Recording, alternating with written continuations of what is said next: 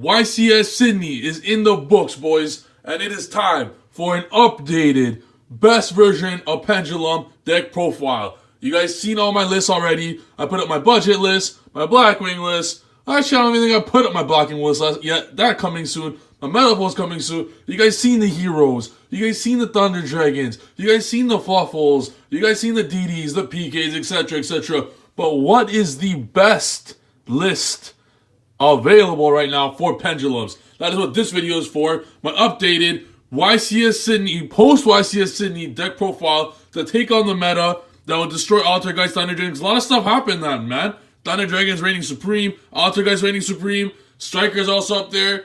So hey, without further ado, I don't want to put too much fluff into it. This channel is specifically for making Pendulums the greatest deck in the world, so I had to post it as soon as possible. So let's get right into it, alright? Do make sure, guys, this is my new Trif Gaming mat. It is my very first mat. So happy we got out partners with Imperium Decklist to get it up for you guys. Link will be in the description, and I will be releasing a Trif shop very, very soon, guys. So if you want to help support your boy, do check out the Heavy Metal Force Electrum Stick to the Game Plan mat, available now on Imperium Duelist site. It will be in the description below. Shipping a little extra for everywhere else but North America, but it's available everywhere. So without further ado, guys, let's get right into it. Also, make sure to check out my sponsor, Game Nation. Make sure to subscribe. We're almost at 14,000 subscribers. Hit that notification bell, alright? And let's get right into it. This build is 55 cards. Why? Because I learned something from Jesse. Jesse Cotton played 49 cards for his build, and he didn't make it 50 just to make it 50, like a clean number. So 55 is the perfect number right now. There's just a perfect amount, and it's more Pendulum-centric. I'm going to be showcasing a little different version of my profiles than I normally do. More so just to give the channel a little more spice than normal. So these are the Magician count. Why do we play these Magicians? And I will find out everything for you guys. You guys can see the whole deck as a whole. And maybe I'll start posting. Let me know in the description below, guys. If you want to see me start posting the deck profiles on Dueling Book in the description so you guys can download it. But this is the Magician list right now. We played 3 Wisdom Eyes and 3 Harmonizings. Why? Because they're good cards. Before Harmonizing, usually, believe me, Harmonizing at 2 might even be the right number at 40, and I'm not even joking when I say that. Just because with all the pen calls you run in Harmonizing and Electrum Sending, you almost always have access to it, and doubles suck. So, sometimes you usually have it. But you want to ensure no matter what, 55 cards, especially playing... Oh, in generic, you have to run 2 Harmonizing. It's not a doubt. Like for sure. But in PK pens, because you always have to free up a slot to summon the Harmonizing, because you're going for the traps in your set cards, set zones anyways, it's good to max as much as you can. So these are the 10 Magicians we play. And what we learned from YCS Sydney is that Dragon Pit is going to be super, super, super clutch this format. Why? Altergeist reigns supreme. You guys seen what Rivalry of Warlords done in that top... the guy who won, Omar Gezun or whatever... That guy literally waxed. He waxed Bowden and Jesse using the exact same list simply by Rivalry of Warlords. If Rivalry was not on field, there would have been no problem. But do you have any idea how many ways you have in Dragon Pit?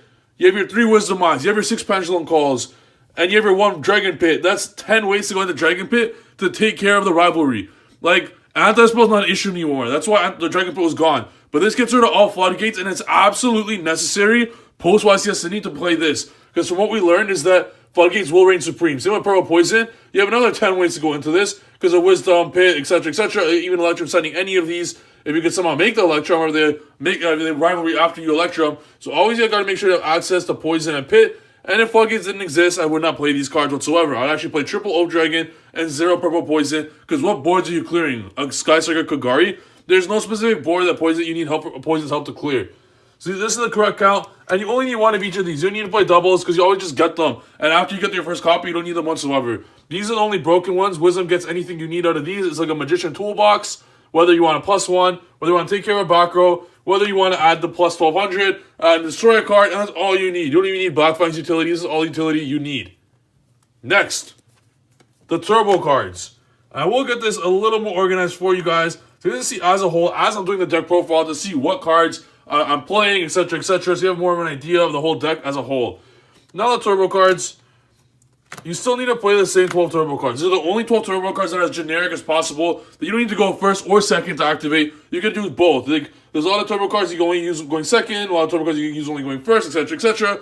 You want to have as much as possible. You still play lots and lots of spells, and as you guys saw, Jesse Khan put in so much work with Mirror. Like I'm telling you guys right now, Yugioh Mirror is a busted combo. You can't not play Yugioh Mirror if your deck has access to it. That's also why we play triple harmonizing, because harmonizing Gazer goes into it. Gazer's so good, man, I might even play 2 of these bad boys, bro. I might even play Timebreaker just because you need more level 3s. Harmonizing Timebreaker, harmonizing Time Gazer. It's a free Dragster going first, a free Yugioh going second, and to top all that off, there's lots of utility with all these turbo cards as well to ensure that you utilize all those. Abductor itself gets out of any situation. You play so many spells with Yugioh Mirror. The way it works together and the synergy is absolutely perfect. Even when you side a bunch of hand traps, especially level 3 hand traps. Curtain Raiser effect, normal summon Ghost Ogre Yugioh. Like, even in situations where you draw doubles or something, like, it works out fantastically with the whole synergy of the deck. Next, I used to play 2 Dark Worm.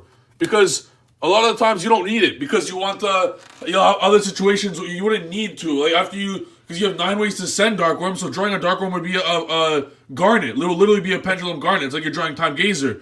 It's like you're drawing a level 4 Gate Zero, actually. So, but if you drew a Dark Worm, because you have 9 ways to send Dark Worm to the grave, so you just want it in your deck. But what I also realized is even drawing it is not so bad. Even if you did draw it in conjunction with a Dragon Shrine, because you just send the Destrudo and you could Pendulum Call as normal summon, etc., etc. So having access to 11 different discard outlets and Dark Worm is obviously just too good not to play, even though you have other cards you want to discard.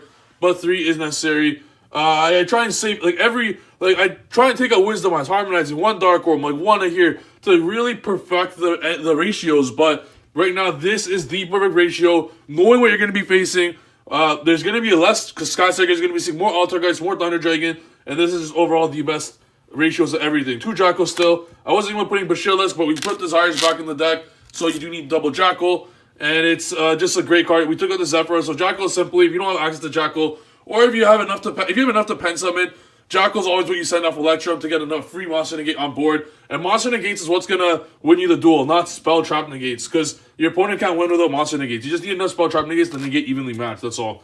Next, we play the Cloak, the Boots, the PKs, we're going to play 1 of each. I was playing double Boots for a while, but 1 of each is all that's necessary. And then the Destrudo and the Mirror. These are the non-pendulum monsters we do play, and they're absolutely necessary. Destrudo, Mirror. Yeah, you're going to draw Mirror some of the time, but that's all good. What Mirror does being in your deck is too good not to play. You absolutely must play it. It's not even a debate in my mind. Destrudo Mirror is absolutely necessary.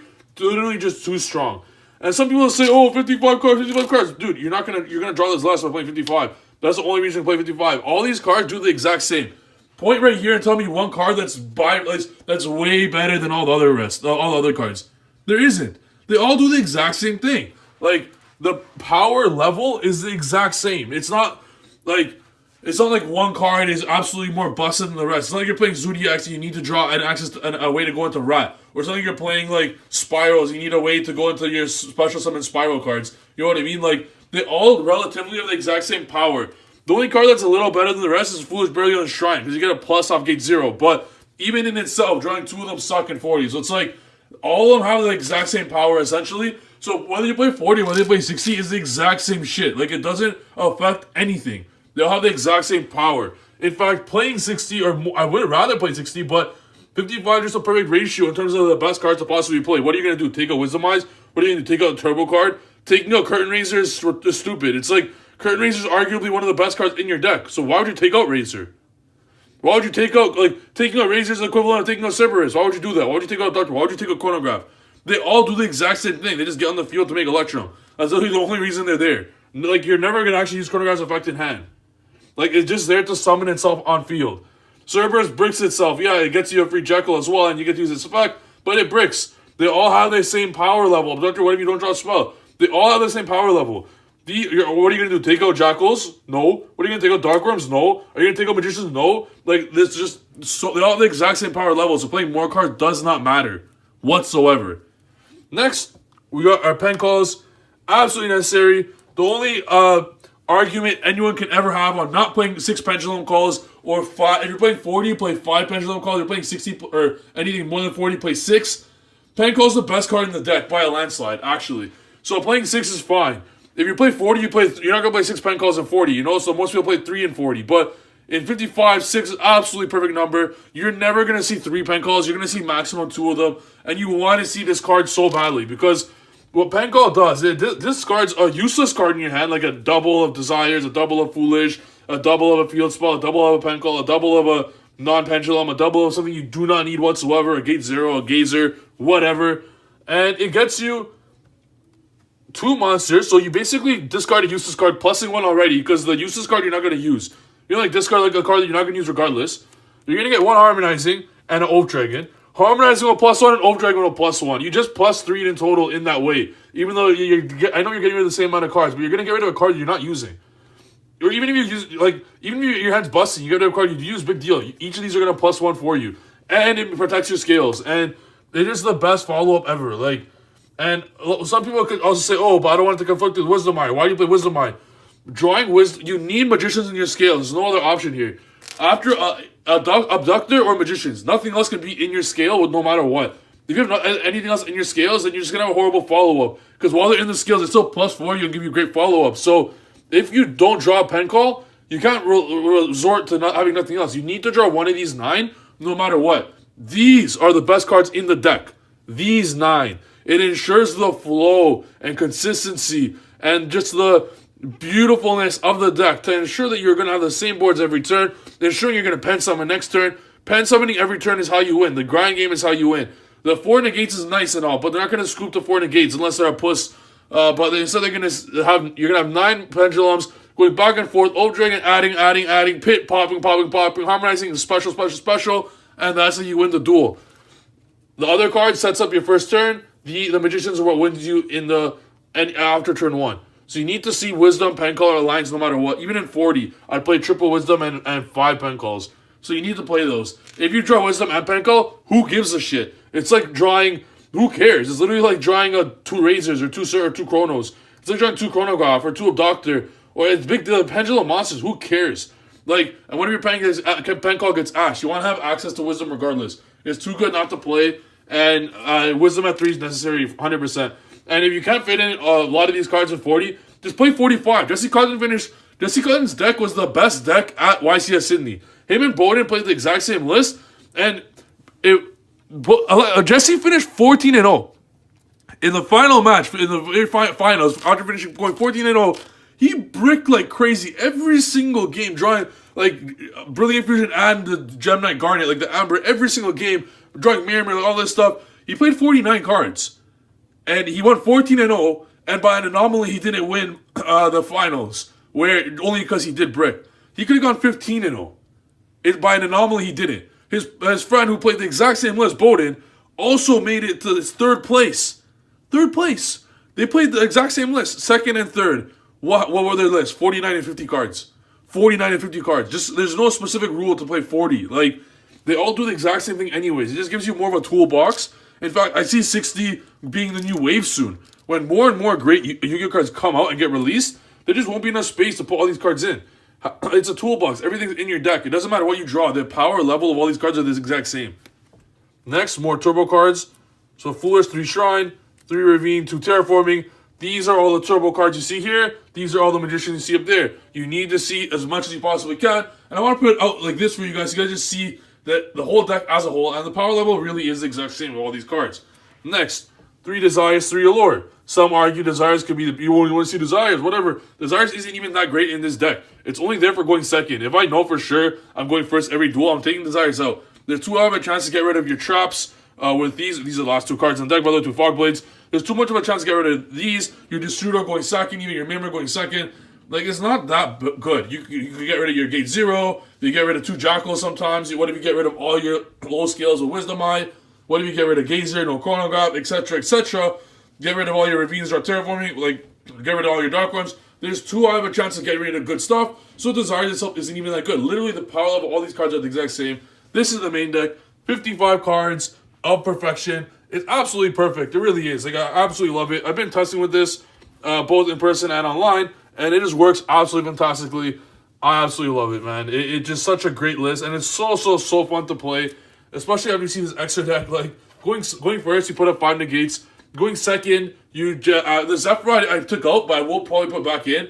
It just, I like not playing the Zephyr because there's more, I don't know, there's more chance of, with the Zephyr, you could draw both of them, which could break your hand, and I find 4 negates is auto win anyways. my most typical first turn board is going to be double Fogblade, Dragster, double Fogblade, Dragster, Jackal is my most typical board going first. Or sorry, a rank 4. Yeah, a rank 4, Dragster, Jackal, and double Fogblade. That's my most normal turn. Like, I always go Dragster no matter what. So most of the time it's Dragster, Dweller, Jackal, double Fogblade, or Dragster. What I like to do is something you don't know what you're playing, right? So my most typical first turn board with this deck, like I'm talking every single turn, like 99% success rate. And you get hand trapped, you usually go double Fogblade, Dragster. So if there are no hand traps, your most typical board is going to be this. Let me just set this up. I'll show you guys actually like in a second. The most typical first turn board, assuming there's no hand traps, and I will show you the board where there is hand traps, and it does happen. You're going to get hand trapped once or twice, and that's okay, because the deck is absolutely nuts where it plays your hand traps so well. That's why I prefer this over FTKs, but I do have an FTK I'll be showing you guys very soon. With Pendulums, it's absolutely broken. This is your typical first turn board. Always with Magicians in the Scales, always. I always want Open Harmonizing to set up, because you don't know if you're playing a monster deck or a back row type of deck. So this is your typical board with a very set up extra deck all the time. So you can have a set up extra deck all the time. Like a lot of cards, man. We're talking a lot. You're always going to have Harmonizing, some random turbo card, random stuff in there. You always do. Always. Typically cards in end as well, but this is what you're going to see most of the time. Now, let's look at this, for example. Let's say your opponent's playing Altergeist. They're not resolving, they're not attacking any of your stuff. They're not searching into the Marionetter. They're not doing anything with Faker, because all this stuff's negating everything. This is negating the monsters. This is negating any desires they do. Then when they set 3 pass, Tornado pop 1. Then on your turn, Tornado pop another. Dragster negate the last one, and they can't use monster effects. Like this board negates monsters, and like this will do 2 pops in total. So this will take care of and 2. Like this is never ending negates. These take care of spell traps. These take care of monsters, and it's an auto win. Together, you just cannot lose with them. Going second, it's a little bit different. Game 2 and game 3 is a little bit different. Because game 2 and game 3, I side when I know I'm going first. Game 2 and game 3, I side the Zephyrs in, because you're scared to evenly match. So typically, game 2 and game 3, it's double Fogblade, Zephyr Trap, and Dragster Jackal. But game 1, this is all it's required. It happens every single time. Then your follow-up's insane, because even if they somehow get rid of Rusty, banish the Fogblade, putting this probably get rid of stuff like this. So give yourself a zone. Add back Harmonizing. The card you draw, discard a pit, take care of another back row. Like that's why all this stuff takes care of back row decks. That's why I don't side much for back row decks, because you always have these that are just every single turn anyways. And Phoenix and Rusty will pop a card when you summon something. Then you simply just pen summon like anything, whatever. And then like Rusty Poison comes out. Then go to Dark Rebellion. Rusty effect pops another card. And you just pop so much stuff, and you simply OTK absolutely easily. It's absolutely insane. And I do highly recommend you. This is the best version for sure, after lots and lots of testing. But now I'll show you guys the extra deck and how all this is even possible. Like, this deck's just so good, man. Like, I'm not boasting about this whatsoever. This deck's absolutely nuts. So Electrum, obviously best card in there. And then Underclock and Rusty. Underclock, I thought it was better than Space Insulator, but Insulator's better because sometimes going second, you're not even going to make Electrum. Sometimes you just go straight Yazzie. Going second is literally Yazzie Turbo, and I'm going to show you guys why right now. So first I'll show you guys the going first card. So like this is you do first going first. Then you want to have a rank 4 Dweller and Tornado. What Tornado isn't good against, Dweller is good against pretty much, and against everything else you just don't need to go into anything. You always end up, like I said, 1 rank 4 and a Dragster. This is your first turn board. 1 rank 4 and a Dragster. And you typically Electrum will send the Jackal instead of the Zephyr. So add a Jackal on top with the double Fogblade from Rusty. So this is your first turn boards. You always go through these in your first turn, leaving an incredible amount of cards for going second. After you go first, you want to have one more thing for going first. Now your follow-up to OTK them the next turn. You have Dark Rebellion as well, because Dark Rebellion, Rusty will trigger when you summon Dark Rebellion, popping a card, and then attacking for like 4,000, 5,000. So these are the cards you need going first, and this just to OTK. Let me set this up for you guys. These are the going first ones. You don't need Vortex, Dragster, Vortex, and really need any of that, because this is what you need anyways in Zephyr. The Zephyr, because you always side the Zephyr, so the Zephyr takes care of another negate as well. So this is all you need for going first. The rest is all utility. So being able to play this version gives you so much more free space in your extra deck, because people are going to be playing stuff like 2 cards for Vortex, Norito, Void Ogre, Omega, all those garbage cards, more rank for Karen Gorgon. All these garbage cards takes up like 5 slots, but and more like this Metaltron, like all this shit, like 6, like Land for Rockets, whatever. Even though this is equals like a free arrow, it's like a free arrow every single turn. So it's like both Metaltron and Land for Rockets plus 2 free negates plus free arrows plus pops a card. Like this card's absolutely nuts. I know everyone must play Rusty. It's not even an option. And then look how much space you have now for utility. You play all the Nightmares that are good. And then Gears for even more utility to even get rid of stuff more. Both Boral's cards, which some people can't even put in here.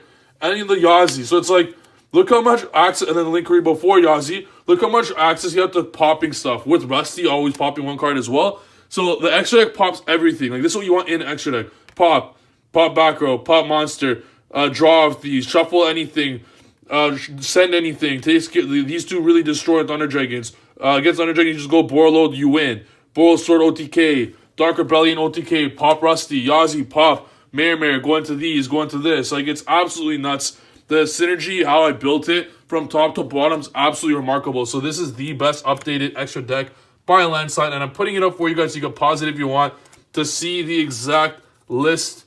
So you guys can copy it for yourselves. And again, as I said before, this entire list is on my sponsor's website, GameNation.com, and YGOHmarket.com, and I will be uploading on my Trif merch, Trif shop very soon, the exact list. And guys, everyone, thank you so much for everyone who reached out for the budget deck.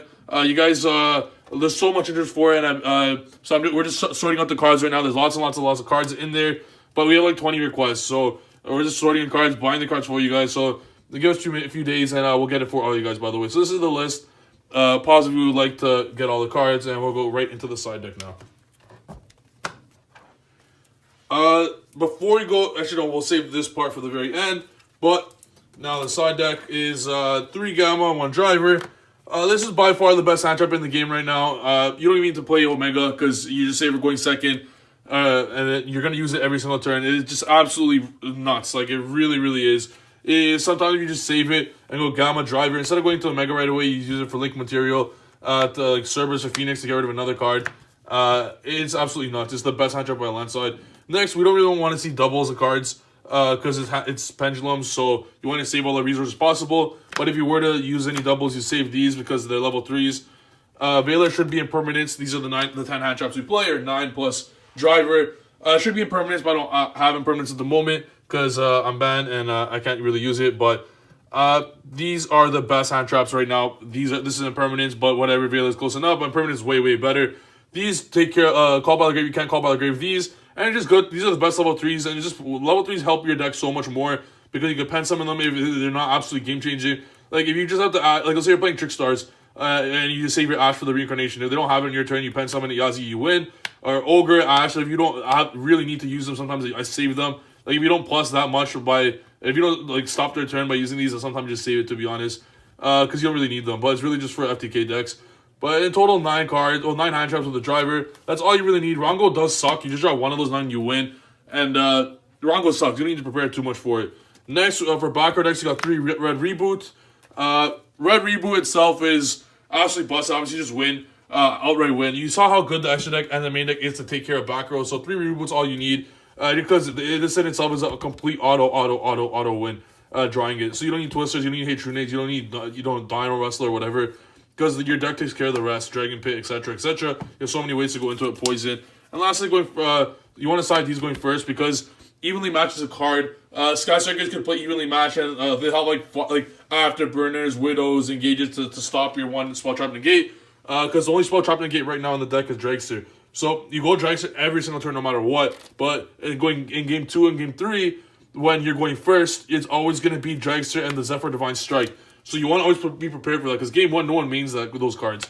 So you just want to be prepared for it, and then you don't the Fog Blades are good going a second. I'm not joking. They're actually good to have in the deck because after you clear their board, you simply just go into the two Fog Blades after you clear their board going second. But these have no utility going second, and they always break you going second. But going first, other cards are fine.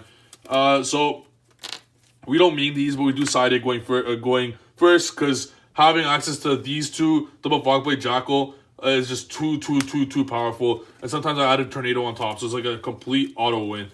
That is a side. That is the extra, guys. I do hope you guys enjoyed this video.